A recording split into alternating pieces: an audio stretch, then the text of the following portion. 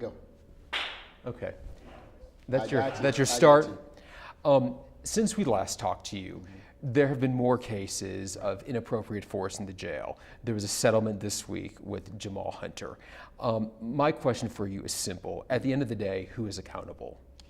You know, I think we're all accountable. And the reality is that you can't sit anywhere and watch these videos and to know that there are these sort of challenges in this department and not feel a sense of, I feel responsible to get this right and to fix this problem, to be a part of this. And certainly as mayor, I feel a great deal of responsibility to get it right. And that's why I made some of the decisions over the last month to begin to want to interject myself and to do everything we can to begin to turn the ship around. So one of the things you did to turn the ship around was to appoint an interim sheriff. Right. As you know from the get-go, it was revealed he had a criminal record. Did you know that going into this? Absolutely. He and I talked.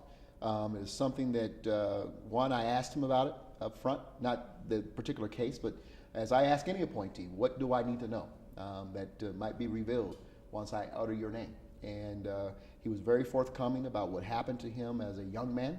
And he shared with me, he said that was the only transgression as a young person that I had that might come up. And we talked about it, and as I looked at it, and I said, you know what? We all have made mistakes in the past, and he learned from his. He made changes in his life. He served his city honorably, and so he was forthcoming about it, and I had the discussion. So, you know, when the revelation came out, it was not a surprise to me, and I knew and felt still comfortable moving forward with it. Did the rest of your staff know, or was that just a conversation between the two of you? It was a conversation between the two of them, and quite frankly, I owed my communication staff an apology. I came back to him and said, you know, I apologize. You know, he did share this with me, and we did talk about it.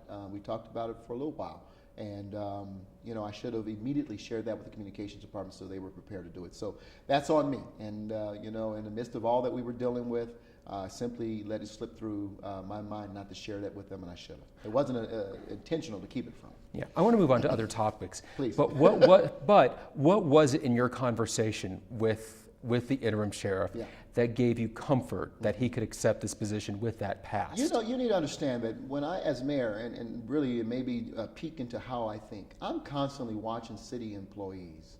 I'm constantly watching people in the community for opportunities to lead in this city. So my observation of Elias Diggins didn't just begin when I decided to make a change within the sheriff's department. He is someone I've observed, as well as many of the other division chiefs and captains and majors in the sheriff's department.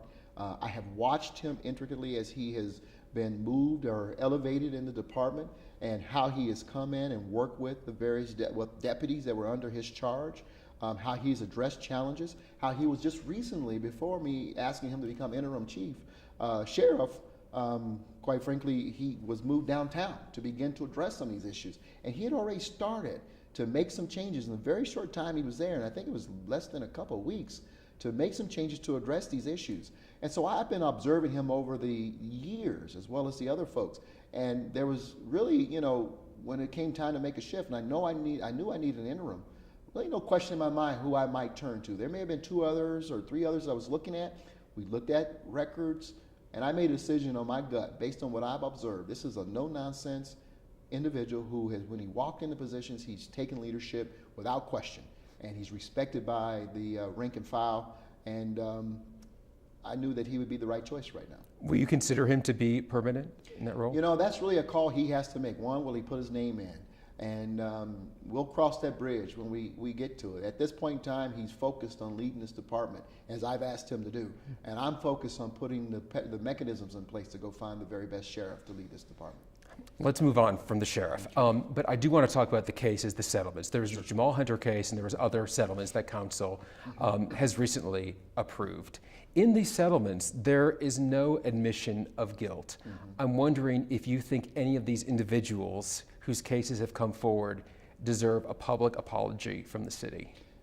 I think every case that we're taking a look at, the public in general and everyone involved in these cases deserve an apology from the mayor, from the members of city council, certainly from the sheriff's department. I was very forthright with the sheriff's department when I went before them, and I met at roll call with sheriff, many roll calls with the sheriffs. And I said, we owe the public better than this. the mere fact that even raise a specter that we may be not holding people accountable and allowing for these sort of actions to occur in our detention centers is simply unacceptable. That's why I stepped in. And that's why I use very direct and hopefully very honest language with the public. We've got to get this right, and I owe you better than that. And the Sheriff's Department owes you better than that. And that's why we're moving in. So I don't have a problem saying this is unacceptable, and I'm sorry that it's gotten to this point, that we're seeing these sort of videos that quite frankly violate our senses on the television. We're going to work to get this right. I'm going to do everything I can to get this right.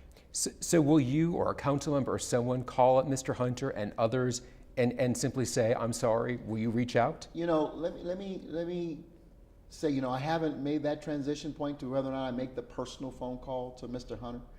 I'm not opposed to having a conversation with Mr. Hunter. We've been very focused on making sure that another Hunter case doesn't happen in the city, happen in our detention centers. But that's something, you know, take under advisement. I have not given much thought to that, quite frankly. We've been focused on the settlement and really trying to move forward to transformation. You know City Council well, having served on council. When you were on council is when the Emily Rice settlement was approved. Right. Part of that was to create a training video for the Sheriff's Department. Right. That was, I think, 6 years ago. Aren't we back where we started? Has anything changed? You know, I think it's very important to recognize that the challenge is, and this is what hit me very hard, as I watched these videos and I really sat with attorneys and studied this Hunter case and have seen subsequent discipline cases in the Sheriff's Department. This is not something that happened or began to happen 6 years ago. This is not with Emily Rice. This is not something that's happened 10 years ago.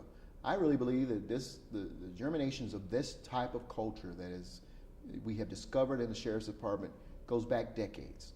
And the fact that, you know, some of the things that we've seen, sheriff deputies feeling as if this is okay, tells me that this is a culture that has been breeding for quite some time.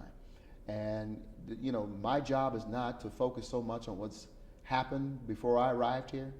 Even when I was on council, we looked at cases after cases. The key at this point is, how do I go to the meat of this culture, begin to do everything I can, not to deal so much with the symptoms, but to go to the heart of this culture, the very root. It's like pulling a weed in your yard.